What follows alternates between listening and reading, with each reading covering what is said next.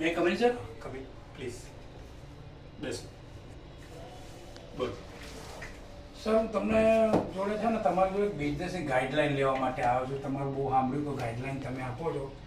તો બિઝનેસ એવું છે ને કે સર હું કોઈ બી બિઝનેસ કરું છું, કોઈ બી ધંધો કરું છું ને એટલે લોકો નકલ કરીને છે ને હોમ ડિલિવરી ચાલુ કરી દે, પછી ઓનલાઈન ચાલુ કરી દે, એટલે મારો બિઝનેસ છે ને ઠપ થઈ જાય છે. બરાબર?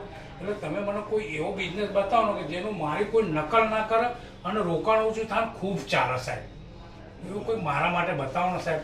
તમે ઓલમોસ્ટ ઘણા બધા બિઝનેસ કરી ચૂક્યા. હા, જેમાં લોસ જ આવ્યો. લોસ જ આવ્યો નહીં, મારી નકલ કરી રહે છે લોકો, એમાં મારો બિઝનેસ ઠપ થઈ જાય છે. Okay okay okay.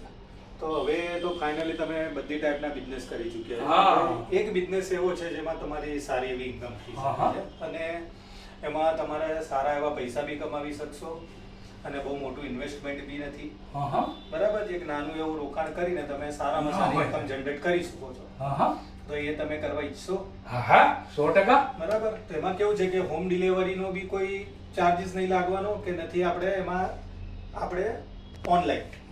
ઠીક છે. તો હવે એક બિઝનેસ એવો છે જે તમે કરી શકો છો. તો એ બિઝનેસ તમે જો કરશો તો તમારા બેનિફિટ બહુ રહેશે.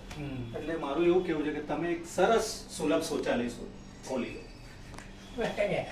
તમે યાર હોતું હશે યાર. બેસો તો ખરા, સાંભળો તો ખરા, એમાં કોઈ હોતું investment જ હશે નથી. તમે યાર.